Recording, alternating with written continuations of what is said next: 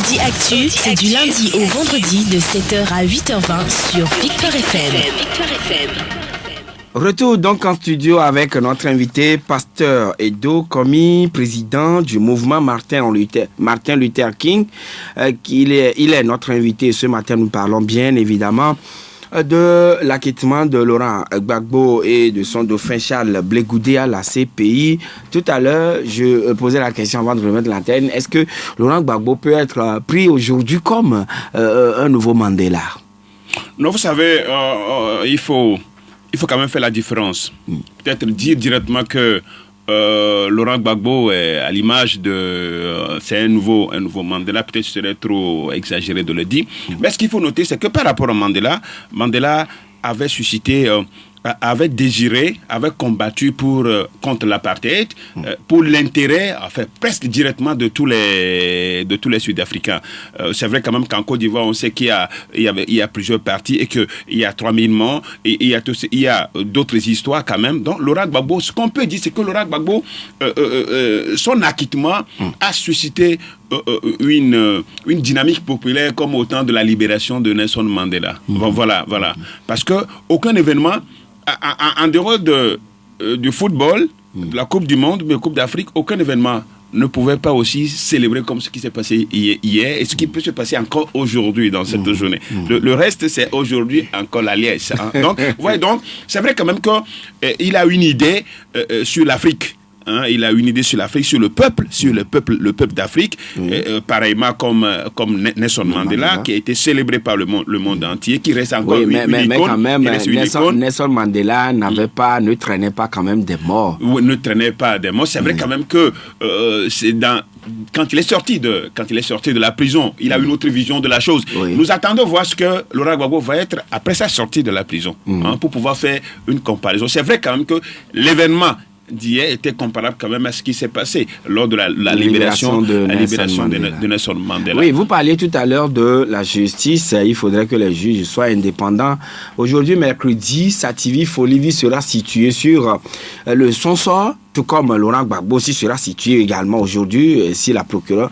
Voilà, la dernière fois, le procureur a requis, je crois, 48 mois, ce qui veut dire 4 ans contre Sativi. Maintenant, est-ce que le juge de siège, il va aussi faire montre de son indépendance, peut-être, ou carrément, si les faits sont avérés, qu'il retienne ou s'aligne derrière ce que le procureur a dit? Vous savez, le juge de siège est inamovible, est fort, et doit toujours... Le procureur, c'est le magistrat debout, on dit. Le magistrat debout.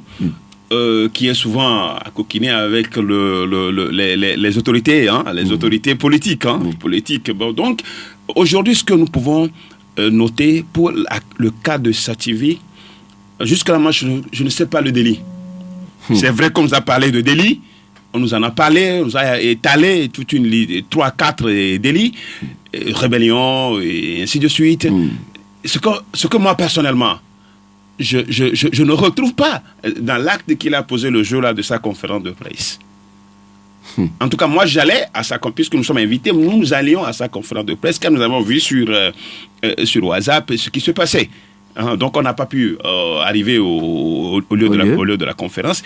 Mais à dire que pour ça, le procureur qui une condamnation de 4 ans. Alors, d'accord, mais s'il advenait que c'est ainsi, alors, mais les cas, nous sommes dans un pays où on se connaît. On se connaît. Qui fait quoi? Oui, il est détenu depuis août. Certainement que les 5 mois de détention, peut-être, ont suffi largement à démontrer... Ce contre qui la loi est dirigée. Moi, j'ai été toujours victime. Aujourd'hui, nous parlons, mais des fois, vous parlez, c'est comme si vous avez la peur au ventre de parler. Parce que vous n'avez pas la liberté de vous exprimer. Vous ne savez pas ce qu'on peut vous coller. Ce qu'on peut vous coller aux sorties, au terme de cette émission, ce qu'on peut vous coller. Pour vous dire que il y a outrage à magistrat et autres. Vous savez? Bon, donc, c'est pour dire qu'on ne peut pas éternellement, on ne peut pas continuer comme ça dans un État qu'on se veut État de droit. Mais les juges de la CPI ont surpris plus d'un. Oui, mais c'est l'indépendance de la justice, c'est ça qui fait la démocratie. L'indépendance de la justice, du pouvoir judiciaire, c'est ça qui fait l'État de droit. Mais autrement, on ne serait pas dans un état de droit. Parce que dès que la justice n'est pas forte, et le problème des pays africains, c'est que nous n'avons pas des institutions fortes. Barack Obama. Nous avons des hommes forts, et on peut appeler et bousculer toute une décision. Mais ce n'est pas le cas des institutions. Donc, mais c'est dire que avec Sativi, je crois que c'est beaucoup. On a lu, tout porte à croire que c'est un procès de honte parce que le jeune là ne le mérite pas. On peut corriger le jeune, peut-être pour avoir été insolent, ou bien peut-être agité. Agité, c'est un jeune, c'est l'air de fougue. On peut le lui admettre. Mais le mettre en prison je crois que la conscience et puis le bon sens va guider aujourd'hui les décideurs. Ça m'amène à vous poser cette question, pasteur. Puisse se rabattre et dire le droit. Oui, est-ce que un détenu, bien celui qui est en détention, quand vous dites cela, détention préventive, est-ce qu'un juge peut se permettre d'appeler ce détenu-là et le conseiller, lui faire la morale pour que la personne se départisse d'un certain nombre de comportements qui peut être préjudiciable à lui? Oui, je crois que moi j'ai été toujours appelé. Chaque fois qu'on m'embastille, on m'appelle souvent pour me donner des conseils. Je me rappelle plusieurs fois qu'on m'appelle pour me dire, bon, ceci, cela. C'est le juge qui peut le faire? Oui, ou bien une autre personnalité? Le procureur aussi le fait. Le procureur aussi le fait. Mais ce qui est normal, c'est que pour des sujets de ce genre, il y a quand même lieu qu'on puisse voir, qu'on puisse étudier l'ensemble des faits, si ces faits sont avérés. Mais dans plusieurs cas, ça c'est pour nous décourager. C'est pour décourager les activistes, c'est pour décourager les défenseurs des droits de l'homme, c'est pour décourager les acteurs de la société civile d'agir comme cela se doit. Et vous savez, aujourd'hui, on ne peut rien faire sans la société civile. La société civile, aujourd'hui, c'est le pont entre les gouvernants et les gouvernés. Le travail que nous faisons, c'est pour aider les gouvernants à mieux faire. Nous ne sommes en rien leurs ennemis. Loin de là. Nous ne sommes pas. Le travail que nous faisons partout où nous écoutons les Togolais, Joachim, dis-moi en quoi nous sommes des ennemis. Nous sommes ennemis au pouvoir. Nous sommes adversaires au pouvoir. Non, nous les ramenons à faire mieux. Mais c'est tout notre devoir. Et s'il y a critique, on critique. Et s'il y a dénonciation, on dénonce. Mais on apporte aussi des propositions constructives, c'est ça. Mais je suis désolé. Le plus souvent, ce sont des critiques objectives. Je suis désolé, souvent, on nous prend comme si nous sommes des opposants.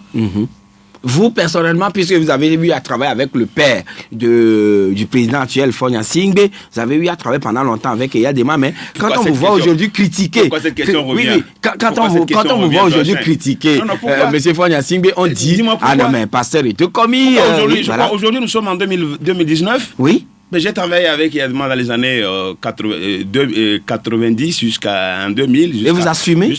Bien sûr, je l'assume. Eyadema était un père. Joachim, Eyadema a été pour moi un père. Un père. Aujourd'hui, vous savez, il m'a appris beaucoup de choses. La résistance, la force mentale.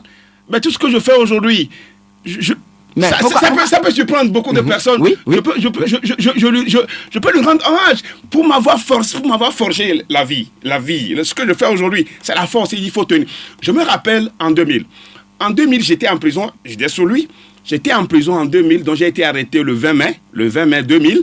À l'époque, j'étais en première année à l'école de théologie. J'ai été arrêté pour avoir dénoncé, rappelez-vous, pour avoir dénoncé un décret du Conseil des ministres au temps du Premier ministre Adoboli, qui portait sur les églises et autres à l'époque. Bon, donc, j'ai fait 93 jours en prison. Donc, du 20 mai... Plus de 3 mois. Du 20 mai au 21 août. Je crois que les registres sont là. C'était sous le temps d'Akena. Et le juge d'instruction à l'époque, c'est Mme Akpene qui est aujourd'hui à la Cour suprême. J'ai fait 93 jours. Le jour où j'ai été libéré, donc c'est à la présidence j'ai été libéré. De la prison, je suis allé à la présidence. Mais comment? Je dis de la prison civile de Lomé, je suis allé à la présidence. Donc on vous a conduit de la prison à la présidence. Et c'est là. C'est là où le ministre Memène était ministre de la Justice à l'époque. Oui. Ma femme est là, tout le monde est là, le chef de mon village, le député adopté de l'époque de Eux tous étaient appelés à Lomé 2. Était à Lomé 2. Et le président me dit, quand il me voit, il dit, tu veux être un grand homme demain? Je dis oui, mon général. Il dit ok, la prison c'est pour ceux qui veulent être les grands hommes de demain.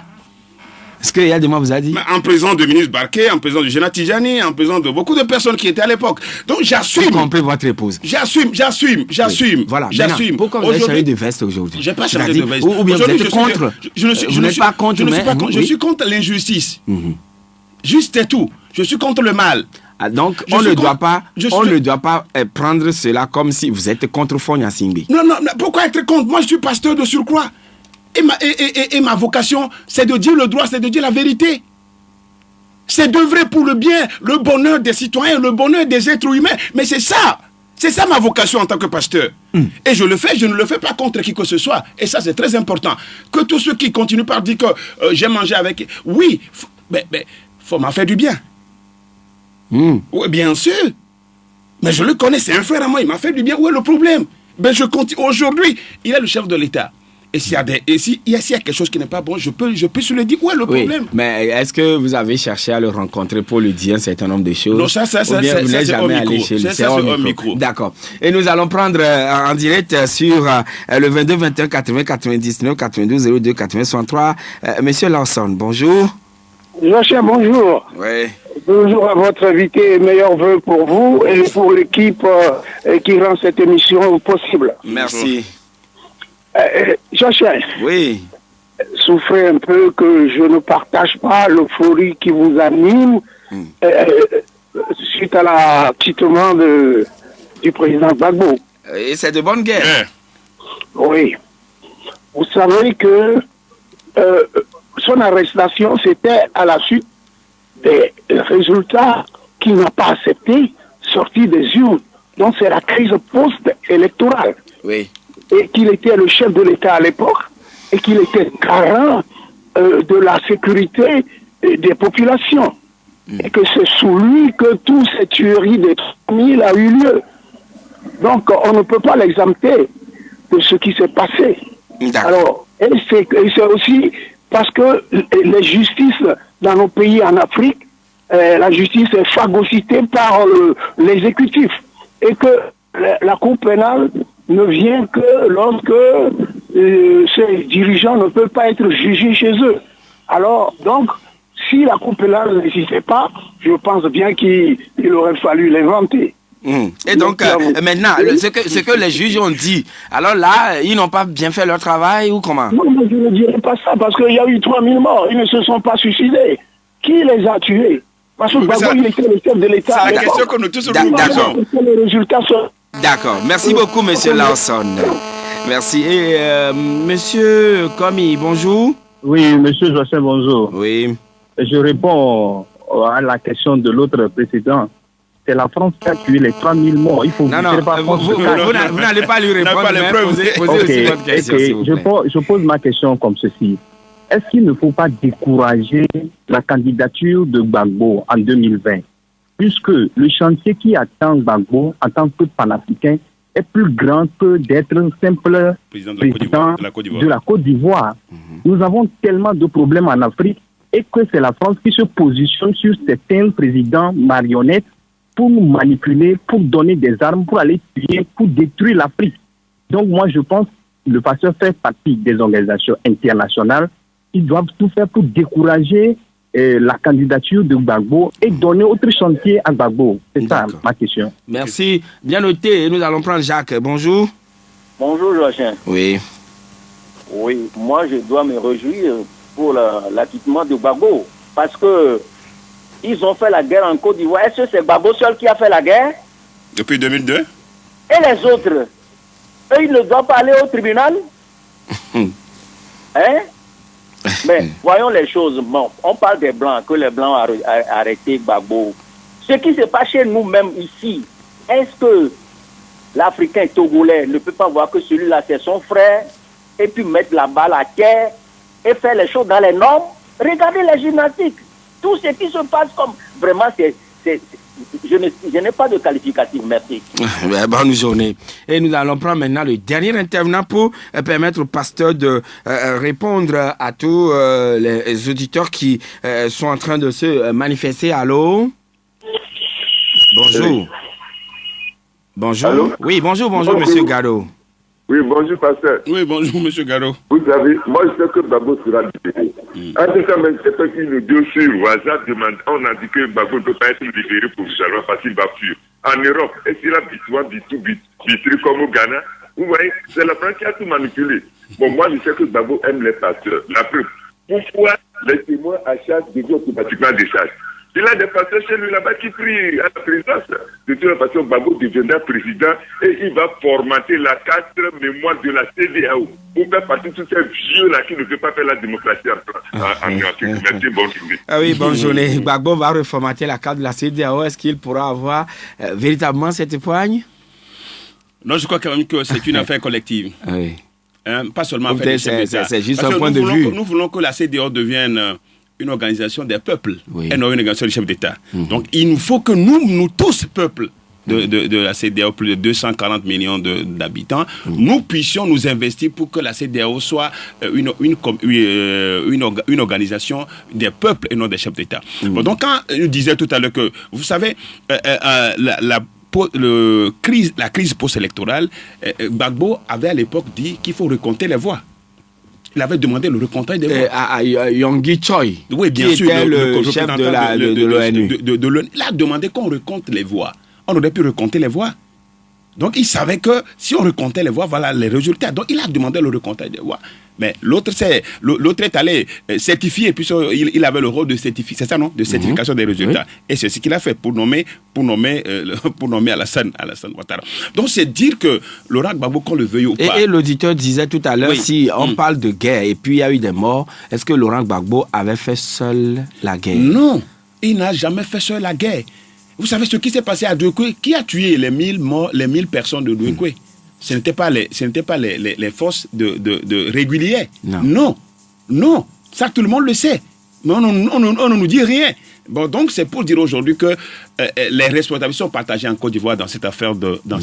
Mais il ne faudrait pas que Laurent Gbagbo soit tenté de vouloir... Non, bien sûr, il revient à Laurent Gbagbo de décider de son avenir. Qu'est-ce qu'il va devenir?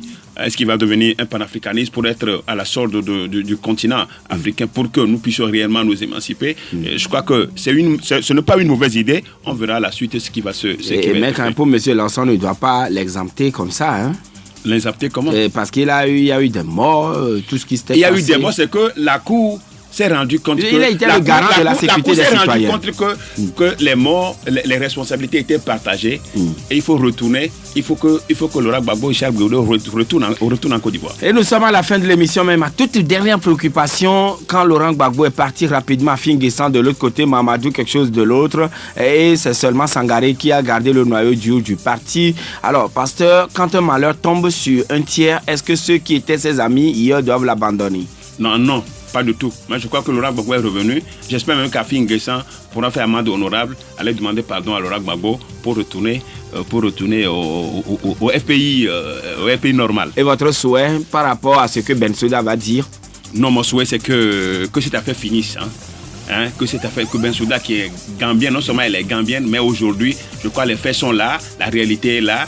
Ses collègues ont déjà décidé de l'acquittement et la mise en liberté immédiate. Elle n'a qu'à aller dans ce sens pour que l'histoire retienne qu'elle a dit le droit. Merci, pasteur Edokomi, madame, monsieur, merci à vous tous qui nous avez reçus chez vous. C'est fini pour aujourd'hui. Demain sera également un autre jour, plaise à Dieu. Et nous allons nous retrouver encore pour un autre rendez-vous d'information, toujours sur Victoire FM, mais quand même tout à l'heure à 9h. Jacob Arama et Ernestine Akogo, les deux vont vous retrouver pour le journal à Névé à 13h. Ce sera le 12e rendez-vous des informations en français, 18h, 3e rendez-vous. N'oubliez pas, mais sans Haïti, c'est lui qui était derrière la baie vitrée pour m'aider à ce que vous puissiez bien sûr nous recevoir chez vous. Bonne journée à toutes et à tous et n'oubliez pas de célébrer, la libération de Laurent Gbagbo. Sinon, de mon côté, ce serait avec du Fanta.